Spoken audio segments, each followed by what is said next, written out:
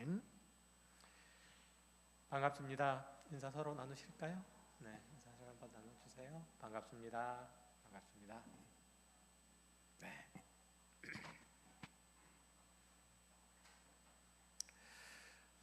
시작하기 전에 광고 한 말씀 드리겠습니다.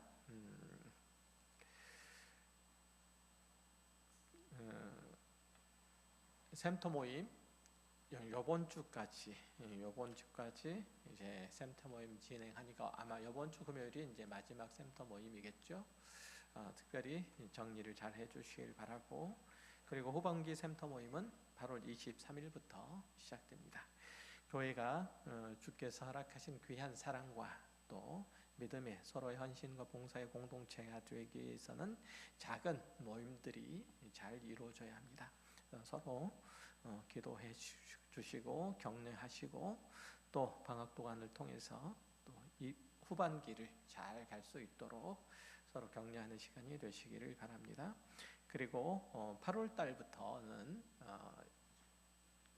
수요 예배를 재개합니다.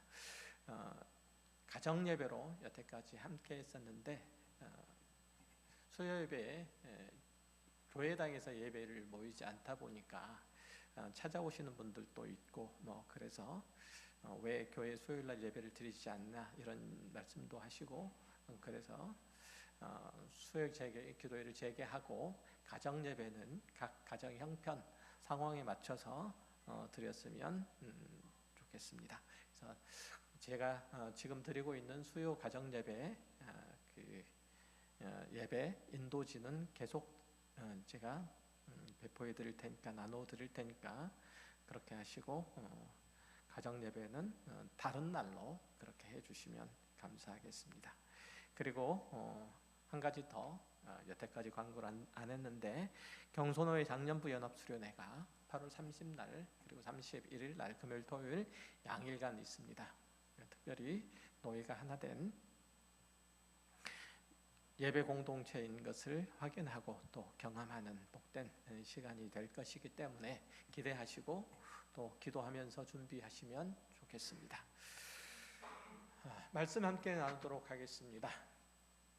오늘은 이제 팔복의 팔복 중 세 번째, 온유한 자는 복이 있나니 저희가 땅을 기업으로 받을 것이며 라는 말씀으로 하나님의 은혜를 함께 나누고자 합니다. 땅을 기업으로 받는다 라고 하니까 귀가 솔깃한, 땅이 생기려나 라는 생각이 드실지는 모르겠지만 오늘 말씀을 또 잘 들으면 땅이 생길지도 모르겠습니다. 온유라고 하는 것은 사전적으로 부드러운, 겸손한, 사려 깊은, 예의 바른 그런 의미를 가지고 있습니다. 즉 어떤 사람의 성품이 온화하고 부드러울 때 저 사람은 온유하다라고 표현을 한다는 거죠. 그런데 주님은 당신을 따르는 제자들에게 복이 있도다 너 온유한 자여, 너희는 땅을 기업으로 받은 자이기 때문이다 라고 말씀하시죠. 즉 온유함이 땅을 기업으로 받는 자, 하나님의 나라를 소유한 자의 특징적인 성품이라고 가르치는 거죠. 다시 말하면 땅을 기업으로 받는다는 것은 이 땅에 존재하는 동안에 내가 내 땅을 기경할 그 토지를 분할받는다는 뜻은 적어도 아닌 거겠죠. 하나님의 나라를 기업으로 얻는다는 의미입니다. 또 사도 바울은 갈라디아서 5장에서 이 온유가 성령의 역사하심을 따라 사는 자의 삶의 열매다라고 말하고 있죠. 자, 이전에 설교에서 말씀드렸던 것처럼 팔복에서 하나님의 나라에 제시하고 있는 이 하나님의 나라의 백성된 8가지의 복스러운 증상은 하나님 앞에서 자신의 본성 그리고 실체를 발견하고 통감하는 사람들이 그 마음의 상태를 가리켜서 복되다라고 그렇게 얘기를 하고 있다는 것, 이게 팔복이라고 얘기를 했어요. 그런 의미에서 보면 온유 역시 타고난 천성이 아니라 하나님의 사람으로 붙잡혀 살다가 길들여진 성품이라고 얘기할 수 있는 거죠. 하지만 근래에는 성도들의 미덕으로 믿음의 확신, 기쁨, 평안 이런 것들을 말할지언정 온유함을 말하지는 않아요. 그런데 마태복음에서 온유를 성도의 복스러운 표징으로 그렇게 든 것은 그 글을 쓰는 당시 유대 사회에서 굴종과 비굴 이것들과 온유를 서로 혼동했기 때문에 그래요. 그러니까 당시의 온유는 노예나 하층민 등 사회적인 약자들이 억울한 일들이나 아니면 불이익을 당해도 반발하지 못하고 참고 당할 수밖에 없는 상태에 있는 것과 혼동했기 때문에 이 온유를 특별히 드는 거예요.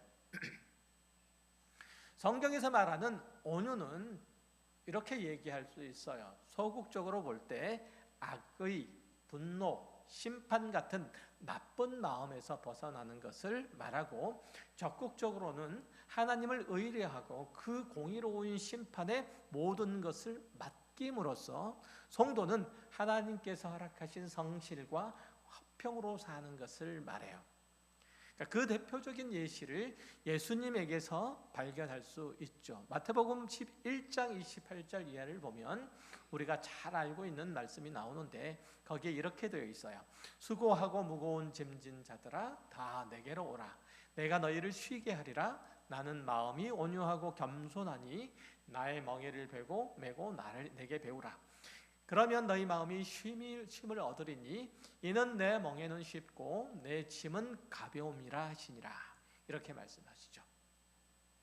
우리는 이 말씀을 별다른 생각이 없이 인용하는 경향이 있죠. 우리에게 어떤 갈등이나 고민거리나 짐스러운 것이 있으면 주님께 나가서 기도하여 마음을 털어놓고 주님을 도우심을 구하면 주님께서는 우리의 기도를 들으시고 우리의 모든 짐들을 대신 실어 가신다라고 생각을 하는 거죠. 이거는 성경 구절에 대한 잘못된 이해의 아주 대표적인 사례예요. 여기서 주님이 말씀하시는 수고하고 무거운 짐이라고 하는 것은 어떤 짐의 물리적인 무게나 크기로 인한 것이 아니에요. 이건 아닌데? 라고 부당하다고 판단이 된다거나 내가 왜 이 일들을 당해야 돼? 라고 억울하게 생각되면 그 짐이 아무리 작더라도, 그 물리적인 무게가 아무리 가볍더라도 그게 가볍고 작게 여겨지는 게 아니죠.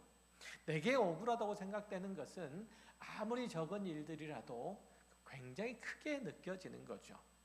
내가 기꺼운 일들이라고 생각하면은 그것이 아무리 무겁더라도 그거는 가볍게 느껴져요.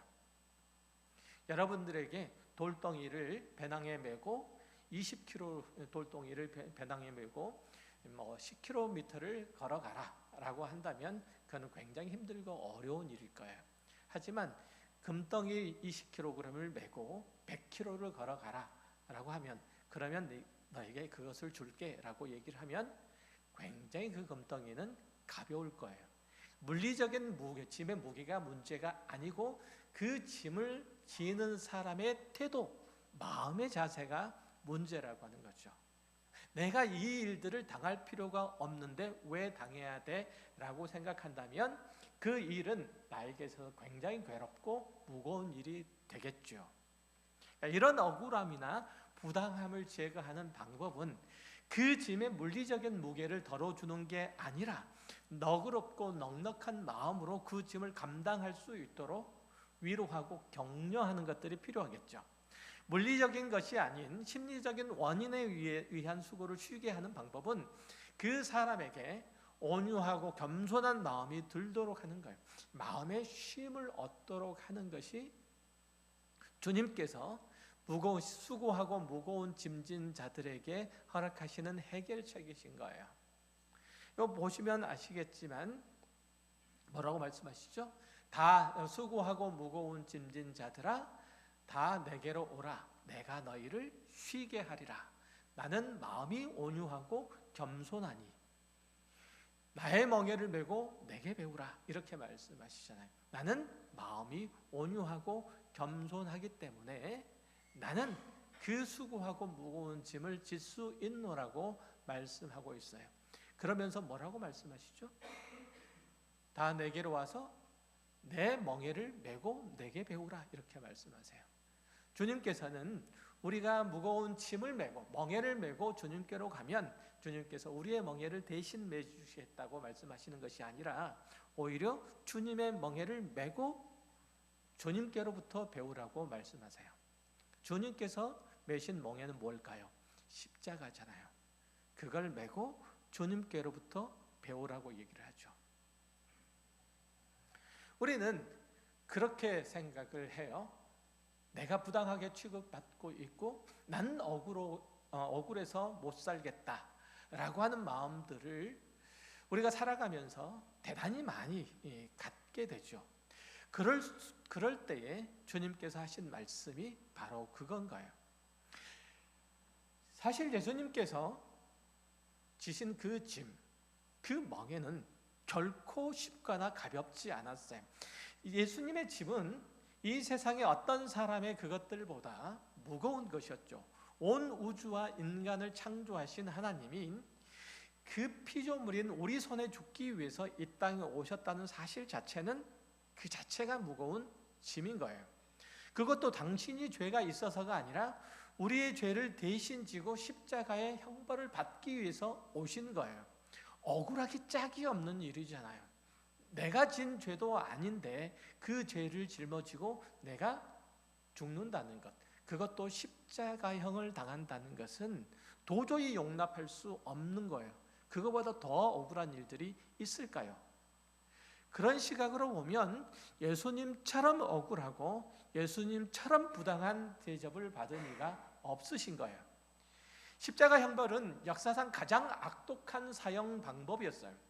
사람이 당할 수 있는 육체적인 고통은 모두 맛보고 최대한 늦게 죽으라는 형벌이 바로 십자가형이었어요. 그럼에도 불구하고 예수님은 이 일을 당하시기를 억울해하지 않으셨다는 거예요. 그 고통은 차라리 죽는 것이 훨씬 더 쉽고 편하다고 생각할 만큼 지독한 것이었지만 기꺼이 그 길을 선택하여 가셨어요. 이러한 예수님의 짐을 지는 자세, 십자가를 대하는 태도를 배우라는 거예요. 예수님께서는 내 멍에는 쉽고 내 짐은 가벼움이라 라고 말씀하셨잖아요. 그것은 무슨 얘기냐면 나는 이 일을 부당하게 여기지 않는다. 사람들이 나에게 이런 일을 하는 게 억울하지 않다는 의미세요. 왜냐하면 29절에서 제시하듯이 나는 마음이 온유하고 겸손하니 나의 멍에를 메고 내게 배우라는 말씀 때문이에요. 예수님께서는 우리를 죄와 사망 가운데서 건지시려고 이 땅에 오셨는데 다른 방법을 쓰다가 안 되니까 어쩔 수 없이 십자가에 달려 죽으신 게 아니에요.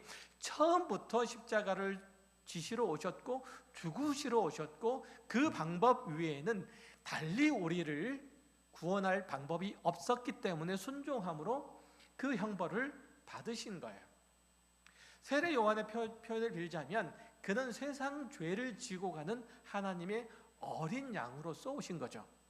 그는 온 세상의 왕이셨지만 그것으로 남을 억압하고 굴복시키는 게 아니라 그 권력을 종이 되어 섬기는 데 사용하셨어요. 그는 하나님 앞에서 온유하셨기 때문에 그가 겪으신 고통과 절망 가운데서도 견딜 수 있었고 그가 구원할 자들이 오히려 그분을 채찍질하고 가시관을 씌우고 조롱하고 침을 뱉는데도 불구하고 뺨을 때리고 그 옆구리에 창을 찔러대는데도 불구하고 조주함에도 불구하고 그들을 용서하셨어요. 예수님께서 능력이 없으셔서 힘이 없으셔서 그 일들을 당하신 게 아니시란 말이죠. 그들에게 저항하지 않으신 게 아닌 거예요. 그 길은 하나님의 구원의 영광이 되셨고 우리들에게는 유일한 소망이 되는 길이기 때문에 그 길을 기꺼이 걸어가셨던 거예요.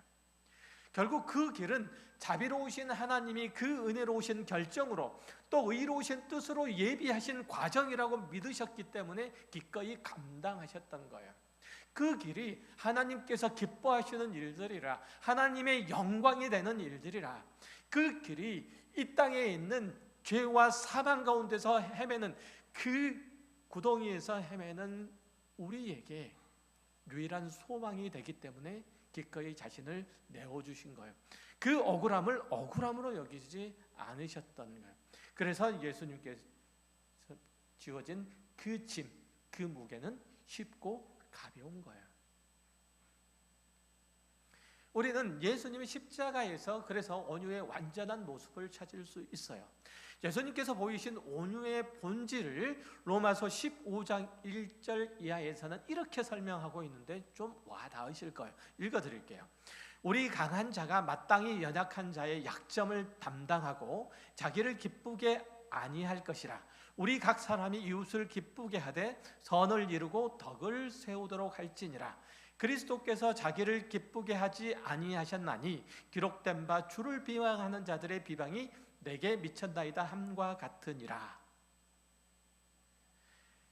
연약한 자의 약점을 담당하고 자기를 기쁘시게 하지 않는 것, 이게 예수님의 온유의 본질이셨던 거예요. 세상에는 똑똑한 사람, 성공한 사람, 능력 있는 사람이 참 많이 있어요. 그런데 그 똑똑함이, 그 능력이 다른 사람과 비교해서 증명이 되고 상대방의 어리석음이나 무능력 위에 서 있으면 그것은 하나님께서 그에게 은사를 주신, 그 지혜를 주신, 그 능력을 주신 목적에 크게 어긋나는 거예요. 상대방의 열등감을 자극시켜서 얻은 우월감은 자기 삶의 자리를, 자기뿐만 아니라 주변에 있는 모든 사람들의 삶을 지옥으로 만들어요. 능력 있는 사람만이 가질 수 있는 보상을 그렇지 않는 사람과 나누는 게, 그게 지혜이고 그게 온유함이에요.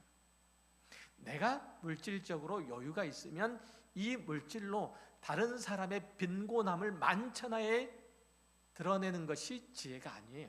온유가 아니란 말이죠. 하나님께서 그에게 물질을 주신 이유가 아니에요. 내가 가진 물질이 나와 내 가족과 내 이웃을 부욕해 하는 게 바로 하나님께서 나에게 물질을 주신 이유이죠.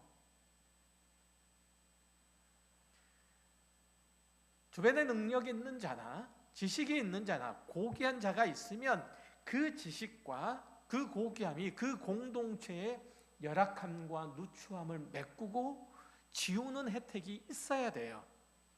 내가 지식이 있으면 그 지식으로 지식이 없는 자를 이끌어 인도하여 복된 곳으로, 좋은 곳으로 이끌 수 있어야 그 지식이 지식의 참다운 소유자의 모습인 거예요. 예수님의 가르침과 표적과 삶의 목표는 늘 하나님의 영광과 거룩을 나타내는 데 있었어요. 그의 일하심에 있어서도 자신의 능력을 증명하고 상대적으로 우리에게 악역과 비천함력을 맡기시려고 이 땅에서 일하신 게 아니라 그 모든 것을 다 동원해서 우리에게 혜택을 입히시려고 예수님께서는 오셨어요. 주님께서 오신 유일한 목적이 그거였어요. 우리에게 해를 끼치거나 부끄러움을 안겨줌으로써 당신을 자랑하고 만족하고 기쁨을 얻으려고 오신 게 아니잖아요. 모든 것을 가지셨지만 아무것도 가지지 아니하시고 이 땅에 오셨고 그렇게 가난한 심정으로 사셨고 끝내 자신의 목숨을 내어줌으로써 우리에게 생명을 주셨어요. 당신의 죽음으로 우리에게 삶을 주신 거예요. 예수님의 온유함이에요. 고린도후서 8장 9절 이하에서도 보면 이렇게 예수님의 오심과 일하심에 대해서도 얘기를 해요. 7, 8장 9절만 읽어드릴게요. 우리 주 예수 그리스도의 은혜를 너희가 알거니와 부요하신 자로서 너희를 위하여 가난하게 되심은, 부요하신 자로서 너희를 위하여 가난하게 되심은 그의 가난함을 위하여 너희로 부요케 하려 하심이니라. 예수님의 부요함, 영광, 고귀함, 그것은 우리를 가난함과 누추함으로, 우리를 빈곤함으로 유도하려고 하는 것이 아니라, 그것을 확증시키려고 하시는 것이 아니라 오히려 우리를 부욕해 하심이라는 거예요. 우리의 상황과 형편에 당신의 모두를 맞춰서 모두 다 꺼내 놓으시고 주신 거예요. 이렇듯 온유라고 하는 것은 상대방의 상황과 형편에 맞춰 내가 삶을 살아가는 거예요. 나를 상대방의 길 들이는 거예요. 이게 온유래요. 다시 말씀드려요. 온유라고 하는 것은 하나님의 말씀에 나를 길들이는 것이요, 또한 상대방의 상황과 형편에 나를 길들이는 게 온유예요. 하지만 우리는 맨날 싸우면서 말하는 소리가 그런 거잖아요. 얘기하는 얘기들 다 그런 거잖아요. 난 믿지 않겠다. 나는 억울해서 못 살겠다. 지고는 못 견딘다. 이런 거잖아요. 그 싸움의 시작이 금전적인 문제거나 이해관계의 문제거나 혹은 자존심 문제라고 하더라도 결국은 상대방이 저러는 꼴을 내가 못 보겠다는 거잖아요. 마치 목도리 도마뱀이나 아니면 보고가 자기 몸을 부풀려 가지고 크게 보임으로써 자기를 상대방에게 방어하는 것처럼 상대방이 허세를 부리고 잘난 체 하는 바람에 내가 상대적으로 왜소해지는 것을 못 참는 데서 결국은 싸움이 시작되는 거잖아요. 네가 잘났어? 나는 너보다 한 끗 더 잘났는데? 라고 얘기하고 싶은 거잖아요. 그게 죄인들의, 악인들의 심성인 거예요. 거기서 싸움이 시작되는 거예요.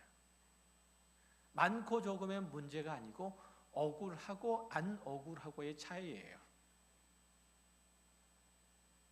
그리스도인은 바로 이걸 감수해야 돼요. 적어도 내가 너보다 낫다라는 이런 마음으로 상대방의 허세의 가면을 벗기면 그와의 관계는 그만큼 더 어려워지게 되죠. 여러분이 상대방의 약점을 파고들고 아픈 곳을 건드리면 상대방은 지지 않으려고 두 눈을 부릅뜨고 어깨에 힘 잔뜩 주고 그리고 까치발을 들고 다닐 수밖에 없어요. 하지만 여러분이 상대방을 용납하고 품으면 그는 경계심을 풀고 그리고 쉴 틈을 얻는 거예요. 숨을 쉴 여유를 갖게 되는 거예요. 상대방의 자존심을 건드리지 않거나 경쟁심을 유발하지 않는 성도의 신앙 인격을 가리켜서 온유함이라고 얘기를 해요. 온유함은 하나님의 사람이 세상의 방식대로 살기를 거절함으로써 그 안에 갖추어진 신앙의 인격이에요. 다시 한번 말씀드려요. 온유함은 하나님의 사람이 세상의 방식대로 살아가기를 거절함으로써 그 안에 갖추어지는 신앙 인격.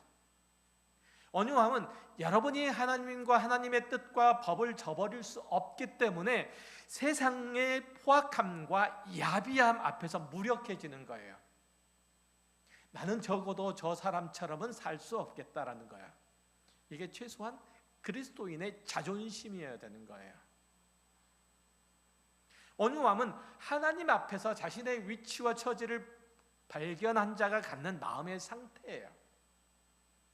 하나님 앞에서 자신이 얼마나 연약하고 부족한 자인지 스스로 경험하고 또 깨달으며 그래서 하나님 앞에 통곡할 수밖에 없는 자가 가질 수 있는 결국 그 마음이에요. 모세는 긴 방황의 세월을 보내는 동안에 하나님의 손에서 훈련되고 연단됨으로 온유의 사람으로 거듭나게 된 대표적인 인물이죠. 민수기 12장 1절 이하에 보면 모세는 인류의 역사상 최고로 온유한 사람으로 칭함을 받고 있어요. 읽어드릴게요. 모세가 구수의 여자를 취하더니 그 구수의 여자를 취하였으므로 미리암과 아론이 모세를 비방하니라. 그들이 이르되 여호와께서 모세와만 말씀하셨느냐 우리와도 말씀하지 아니하셨느냐 하매 여호와께서 이 말을 들으셨더라. 이 사람 모세는 온유함이 지면의 모든 사람보다 승하더라. 이렇게 얘기하죠. 모세는 이 땅에 있는 어떤 사람보다 온유하다고 말하는데 그는 젊은 시절 애굽의 왕자로 있을 때에 히브리인과의 애굽 사람과 싸우는 데 끼어들었다가 애굽 사람을 죽이고 미디안 광야로 도망했던 혈기왕성한 인물이잖아요. 양떼를 돌보면서 목부로서 40년을 광야에서 더 살았지만 그의 혈기는 다 죽지 않았어요. 80세가 되도록. 그러던 그가 시편 90편을 쓸 때는 전혀 다른 모습을 보여줘요. 그 시편을 다 읽지 못하는데 시편 90편을 댁에 가서 좀 읽어보시면 좋겠습니다. 그 시편에는 두 가지 내용이 그 안에 담겨 있어요. 그 하나는 사람의 인생이 얼마나 짧은지 아침에 피어서 저녁에 지는 들꽃과 같다는 거고, 다른 하나는 그 짧은 인생 내내 인간이라는 존재는 죄만 짓는다는 거예요. 헛된 자존심만 내세우다 끝난다는 거예요. 긴 연수를 살았다고 해도 우리가 자랑할 수 있는 것은 수고와 슬픔뿐이라는 거예요. 주의 진노 중에 우리의 생애가 마침내 마감하고 만다는 탄식이에요. 이 고백은 자신의 생애뿐만 아니라 300만 명이 넘는 이스라엘 자손들의 지도자 노릇을 하면서 그들의 생애를 보면서 깨달아 알고 노래한 거예요. 이 세상에 지혜로운 사람이 없어서 헛수고만 하다가 결국 모든 이가 죽음이라는 종착지에 이르고 만다고 얘기를 하고 있는 거예요. 사람이 중요한 것을 준비하다가 죽는 게 아니고, 중요한 것을 꿈꾸며 그것을 목표로 하다가 죽는 게 아니고, 그냥 아주 사소한 문제, 먹고 사는 문제로 전전긍긍하고 거기에 자기 힘 다 쏟아붓고 옆 사람과 경쟁하다가 자존심 싸움하다가 억울해서 못 살겠소라고 얘기하다가 허무하게 죽는다는 거예요. 모세는 참 대단한 인물이었어요. 그는 애굽에서 최고의 교육을 받았고 최고의 주의를 다 누렸어요. 그런 그가 온유해진 것은 그 많은 사람의 생애를 보았기 때문에 그래요. 야, 그렇게 발악을 해봐야 며칠 안 남았어. 그렇게 큰 소리 쳐봐야 얼마 안 있으면 너 죽어 무덤에 묻히고 조금 더 있으면 그 무덤마저도 찾기도 힘들어. 요즘은 뭐 매장하는 풍습이 거의 다 없어져서 다 납골 땅으로 들어가서 없애지 않는 이상 없어지지는 않는데 그렇잖아요. 3대를 지나보세요. 무덤이 제대로 있는지. 사람이 할 줄 아는 것은 아기다툼하는 것밖에 없다는 거예요. 모세가 하나님의 의로우신 통치를 거절하고 사는 자의 인생을 보면서 깨달은 내용이 바로 그거예요. 이후부터는 그는 여태까지 힘주고 있었던 몸의 긴장을 풀 수 있게 된 거예요. 지금 모세가 아론과 미리암, 자신의 친형제 자매가 자신의 지도권에 대해서 동의하지 못하고 쳐들어왔을 때 그는 어땠다는 거예요? 그의 온유함을 보여줬다는 거잖아요. 사람이라는 게 다 그렇지 뭐. 그런 거예요. 온유한 성품을 가질 수 있게 되었다는 얘기예요. 우리는 사람이 얼마나 무지하고 무능하고 무가치한 존재인지를 스스로의 삶을 통해서, 스스로의 생애를 통해서 인정하고 또 고백하는 그리스도인이에요. 그러니 다른 사람이 여러분을 속였다고 화내지 마세요.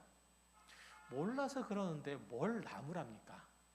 알고 그랬다면 뭐 그러려고 작정했는데, 속이려고 작정한 건데 펄 난리 법석을 쳐요. 원래 사람이 다 그런 거죠. 그냥 눈 감아주라는 거예요. 여러분이 그 사람보다 강자라면 관용과 아량을 베풀어 주세요. 복수는 약자의 몫이에요. 여러분이 그 사람보다 강자라면 그렇게 해야 되는 거예요. 사막에 사는 작은 동물은 치명적인 독이 있어요. 거친 사막에서 살아남으려면 독을 품고 다니기 마련인 거예요. 당신이 만약에 약자라면, 여러분이 만약에 약자라면 참으세요. 힘이 없는데도 왜 자꾸 덤벼서 얻어 터집니까? 힘이 없으면 참고 힘을 길러야 되잖아요. 와신상담 아시잖아요. 절치부심 아시잖아요. 힘을 길러요. 그리고 때를 기다리세요. 그리고 마침내 강자가 되시면, 힘이 세지시면 그 다음에 강자로서 용서와 아량을, 관용을 베푸세요. 이게 온유한 자의 태도예요. 모세가 깨닫고 배운 게 이거예요. 누구 앞에서도 과시할 것도 주눅들 것도 없다는 거예요. 누구를 비난하거나 원망할 것도 없는 거예요. 수십 년 동안 사람 사이의 일들을 재판하면서 모세가 깨달은 것은 인간은 약하다는 거예요. 미련하다는 거, 아둔하다는 거, 자기가 생각하는 범위와 틀에서 벗어나지 못한다는 거예요. 사도 바울은 신약 성경에 등장하는 인물들 중에서 온유함이 큰 인물로 꼽을 수 있어요. 우리는 여러모로 바울을 오해하고 있죠. 그가 복음 전파에 큰 업적을 이루었기 때문에, 그리스도인으로서 모범적인 삶을 살았기 때문에 바울을 위인으로 지켜 세우고 그를 부러워하죠. 나도 바울처럼 되고 싶다라고 생각을 해요. 고백하기도 하죠. 하지만 위험과 냉대와 질시와 고난으로 채워진 그 사도 바울의 삶을 들여다보면 그런 마음이 들 수가 없어요. 바울을 바울되게 한 것은 그의 능력이나 그의 지식이 아니라 그의 신앙의 태도와 심령의 상태에 있었던 거예요. 그 역시 사람이란 어떤 존재인지 자신을 비롯해서 옆에 있는 사람들을 보고 뼈저리게 깨달은 거예요. 그 이후에 온유함과 겸손함으로 교회와 이웃 앞에서 비로소 설 수 있었어요. 고린도후서 10장을 볼게요. 1절 이하에 너희를 대면하면 유순하고 떠나 있으면 너희에 대하여 담대한 나 바울은 이제 그리스도의 온유와 관용으로 친히 너희를 권하고 또한 우리를 육신에 따라 행하는 자로 여기는 자들에 대하여 내가 담대히 대하는 것 같이 너희와 함께 있을 때에 나로 하여금 이 담대한 태도로 대하지 않게 하기를 구하노라. 회심 전에 바울은 유대인답게 하나님을 믿는 신앙으로서 상당히 앞서간 인물이었어요. 나라를 위해서 일한 민족주의자였죠. 그는 태어나면서부터 로마의 시민권이 주어지는 유력한 가문의 출신으로 당대 최고의 스승인 가말리엘의 문화 속에서 공부했고, 그리고 바리새인이 되었어요.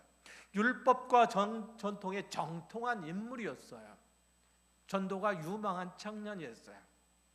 열심을 다해서 그는 자신이 믿는 바를 붙잡고 그는 향해서 나아갈 수 있었어요. 목표를 향해서.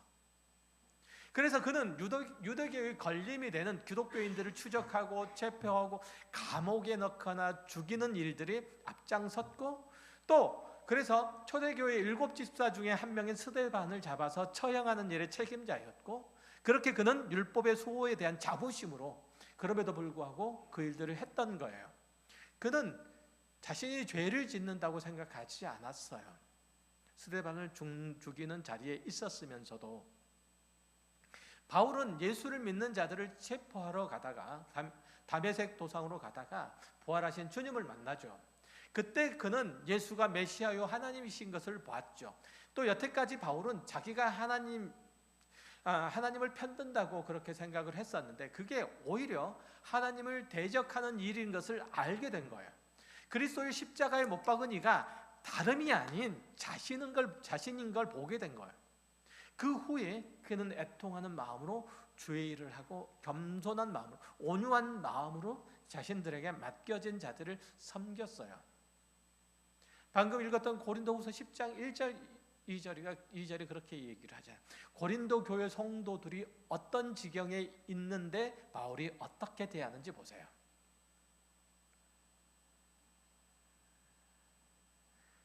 그는 자신과 자신의 일들을 하면서도 어떤 자랑이나 자긍심 어린 마음들을 품질 않았어요. 왜냐하면 자신이 어디서부터 나온지 잘 알았기 때문이죠.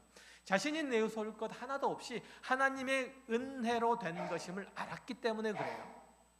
이건 하나님의 은혜라고 얘기하는 사람은 자신이 가진 어떤 것을 통해서 다른 사람을 찍어 누르거나 상대의 우위를 점하거나 자랑할 수 없는 거예요. 너 이거 없지라고 얘기할 수 없는 거예요.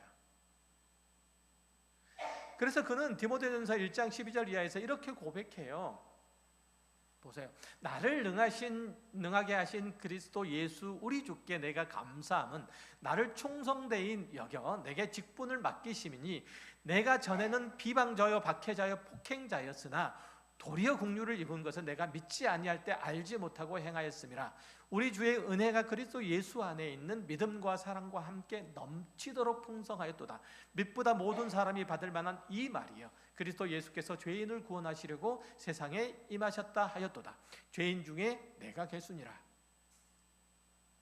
바울은 하나님이 나와 같은 자를 사용하시다니 라는 그 감격, 황송해하는 마음으로 평생을 살았어요.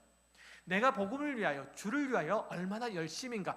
여기서 자신의 존재의 의미와 가치를 찾은 게 아니라 하나님이 얼마나 자비로우신가, 긍휼이 풍성하신 분이신가, 그 은혜를 베풀어 주심이, 나에게 베풀어 주심이 얼마나 막대한가 라는 것을 알고 그 앞에 엎드러진 자예요.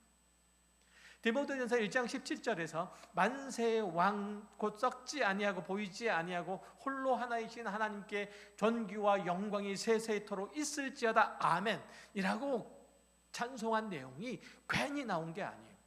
하나님께 순종함으로 길들여주고 이웃의 상황과 형편에 민감해지는 것, 이게 온유한 자고, 그것은 무엇으로부터 얻을 수 있냐면 하나님 앞에서 자신의 처지를 철저하게 깨달은 사람, 그 은혜를 입어 더할 수 없는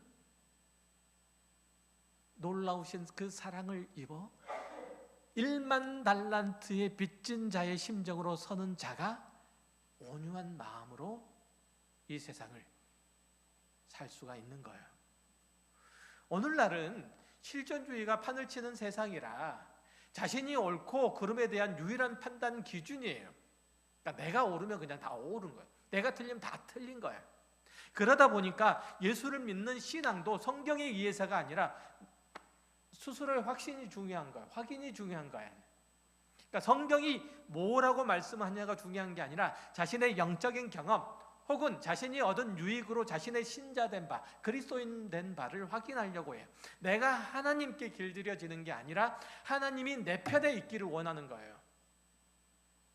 이거는 문제가 심각해요. 우리는 신앙을 현실적인 이익으로 환산하는 버릇이 생겼어요. 내게 능력 주시는 자 안에서 내가 모든 것을 다 할 수 있다. 이런 말씀으로 기세등등하고 자신만만하고 어깨에 힘을 주는 게 곧 믿음이고 열심으로 여기고 있는 거예요. 전혀 그렇지 않은데도. 그렇지 않아요. 자기 안에 하나님의 나라가 임한 자는 하나님의 은혜 외에 다른 것을 요구할 수 없는 한없이 작아지고 왜소한 자신을 보는 거예요. 그게 마태복음 5장 2절 팔복 중에 첫 번째 뭐예요? 심령이 가난함이에요. 그렇죠? 온유함이에요. 애통함이에요. 누구에게도 악을 악으로 갚지 않는 자신감이 그에게는 없는 거예요. 악을 악으로 갚는 자신감이 그에게는 없는 거예요. 예수 믿는 자들, 너희도 나처럼 해봐라, 이런 자신감이 아니라 나 같은 자도 하나님이 사랑하고 용서하셨는데 라는 게 예수 믿는 자들의 마음 가운데 늘 있어야 하는 거예요. 늘 있어야 되는 거예요. 그런 의미에서 하나님 없이는 아무리 착해도, 주의 은혜가 없이는 아무리 훌륭해도 이판사판일 수밖에 없는 거예요. 그 착한 것이 다른 사람에게 온유와 겸손이나 낮아짐이나 가난함으로 작용하지 않기 때문에 그래요.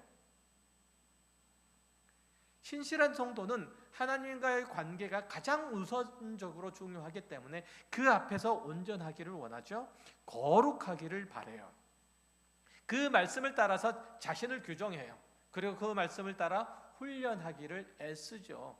또 하나님께로부터 말도 안 되는 그 용서를 받았기 때문에 이웃에 대해서도 복수심으로 만날 수 없죠. 내가 1만 달란트를 탕감을 받았는데 옆에 있는 동관을 보고, 동료를 보고 100데나리온 안 갚아라고 멱살 잡을 수가 없는 거예요. 우리 그리스도인들은 다 자기를 보는 사람이지, 하나님께서 나를 두고 긍휼히 여겨주십시오라고 기도하는 그 마음으로, 나를 불쌍히 여겨주십시오, 나에게 은혜를 베풀어 주십시오라고 간구하는 그 마음으로 형제를 보는 거예요. 자매를 보는 거예요. 장차 하나님 앞에 갔을 때 심판받을 것을 알기에, 그 상급이 있음을 고대하기에, 심판받는다는 것은 벌 받는다는 뜻만을 얘기하는 것은 아니에요. 그 상급이 있음을 고대하기에 지금은 지고 양보하고 십자가의 짐을 지고 사는 거예요. 하나님 앞에서, 그리고 공동체에서 온유한 성품으로 사는 것이 그게 복이고 영광인 줄 알기 때문에 그런 성품을 소유하고 꿈꾸고 바라는 거예요. 내가 예수 그리스도의 뒤를 따라가기를 소망하는 거예요. 예수 그리스도의 길이 어디예요? 십자가잖아요. 자기를 죽이는 길이잖아요. 그 길을 따라가기를 소망하는 것이 그 길이 복되기 때문에, 그 길이 영광되기 때문에, 그 길이 우리들에게 영원을 말하기 때문에 그런 거예요. 신실한 그리스도인은 내게는 믿음이 적다, 능력이 없다 라고 절망하거나 낙심하지 않아요. 세상에 속한 이들의 강포함과 완악함을 보고 나는 저렇게 안 살고 싶다, 이 포악한 세상에서 내 마음을 어떻게 지켜야 하지, 이런 절망감과 두려움과 그런 긴장감과 아픔이 느껴지면 그것이야말로 하나님의 나라에 속한 자들이 겪는 마음의 상태, 온유함이에요. 모름지기 하나님의 나라의 백성은 지고 참고 용서하고 퍼주고 사는 거예요. 그러려면은 이 세상에서 맷집을 좀 키우셔야 됩니다. 그리고 배짱을 좀 기르셔야 됩니다. 상대방이 패다가 지쳐서 스스로 나가 떨어질 때 우리는 비로소 승리할 수 있어요. 동의하십니까? 왜 대답을 안 하셔가지고. 성도는 하나님께서 끝내 이기게 하시리라 라는 그 확신이 있을 때 그 삶의 그 신앙의 인격에 온유와 자비와 겸손함과 가난함이 자리 잡을 수 있는 거예요. 내가 아무것도 갖지 않아도 하나님께서 이 모든 갖지 않는 모든 것 안에 하나님께서 채우시리라 라는 기대를 갖는 거예요. 내가 빈 그릇이야 하나님께서 나에게 채울 수 있는 거야. 내가 무엇을 잔뜩 들고 있으면, 담고 있으면 하나님께서 내 안에 채울 게 없어요. 여러분이 이 세상을 스스로 살아가기 위해서, 굶지 않기 위해서 세상의 것들로 가득 채우시면 하나님께서 채우실 게 없어요. 하지만 여러분이 이 세상에서 살아가는 모든 순간 동안 하나님께서 이 세상의 길들을 내실 거고, 내가 살 길을 내실 거고, 필요한 것을 내실 거고, 나는 그 안에서 하나님의 사람으로 존재하기만 한다고 하면 하나님께서 그 모든 것들을 채워가세요. 이걸 아는 게 믿음이에요. 우리는 땅을 기업으로 받은 자예요. 죄악으로 오염된 이 세상의 땅이 아니고 영원한 하나님의 나라의 그 땅을 기업으로 소유한 사람이에요. 여기에 있는 땅을 사려고 길을 쓰지 마세요. 하나님의 나라에서의 기업을 얻은 자로서의 품격, 신앙, 이걸 지켜가세요. 자존심을 지키세요. 하나님의 나라의 백성으로서 자존심을 지키세요. 자긍심을 가지세요. 우리는 하나님의 자녀예요. 하나님의 진리 안에 서는 자예요. 이 사실 안에서 여러분의 신앙을, 여러분의 현실을 묶어낼 때 여러분은 이 세상에 어떤 풍파가 오더라도 든든하게 하나님 안에서 세워져 갈 것이고, 영원한 나라에 이르기까지 하나님께서 여러분의 생의 모든 길들 가운데, 길목 가운데 역사하시되, 여러분의 입술을 통해서 하나님의 놀라우신 그 은혜와 능력을 풍성하게 고백할 수 있도록 역사하실 것입니다. 기도하겠습니다. 하나님